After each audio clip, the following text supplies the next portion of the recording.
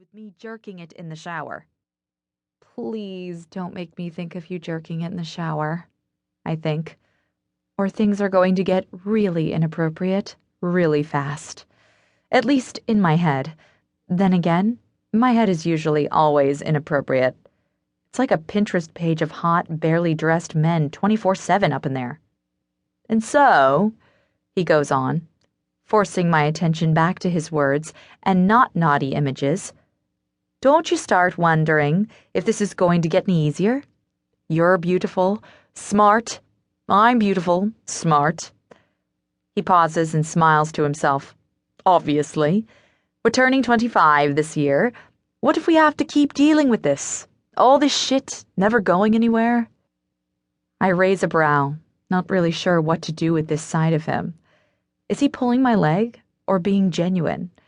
He always has that dickish smirk, no matter what kind of shit he's saying, and he's pulled the rug out from under me more than a few times. Well, I like to think my life might take more of an optimistic path, I tell him. He smiles and nods. And it should. It really should. I mean, look at you. Look at me?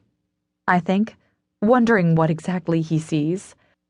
But what if the planet is full of fucking morons? Then what? He trails off and looks around the bar before he leans in, and only then do I look close into his dark blue eyes and see that he's drunk. We're good for each other. You know this makes perfect sense. I don't know what I think. You're drunk, Linden. I'm a man with a plan. Since when have your life plans ever involved marriage? He shrugs and runs a hand through his thick mahogany hair. You may be one of my best friends, Baby Blue, but you don't know everything about me. Apparently not. His mouth quirks up into a half smile. But when we're married, there will be plenty of time for that. Also, sex. Okay, now I can see this is kind of a joke for him, as most things in life are. What if I never want to get married? I point out, putting the image of us having hot, sweaty sex out of my mind. When have I ever waxed on about marriage or babies?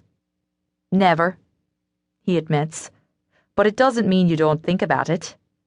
Why else would you always be dating? Because I like to get laid? He laughs. Another reason why we're a perfect match. I purse my lips, staring at him. I think I need another drink. Linden reads my mind.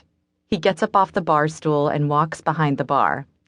James isn't paying attention, and even if he was, he wouldn't say anything. Linden and I were 21, James 23, when the two of us first started working with James at the Burgundy Lion. Linden and I eventually went on to bigger and hopefully better things, while James ended up buying the place. There's still a bit of an employee mentality for us. I don't think James has ever charged us for a drink. Linden takes 2 bottles of Anchor Steam out of the fridge and slides them to me.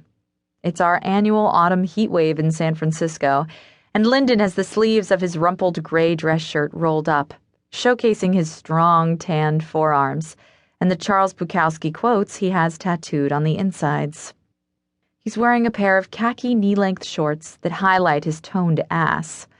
On his feet are his worn black Keds that I think he's had ever since we first met, but it suits him. If it's wrong to occasionally ogle your best friend, I don't want to be right.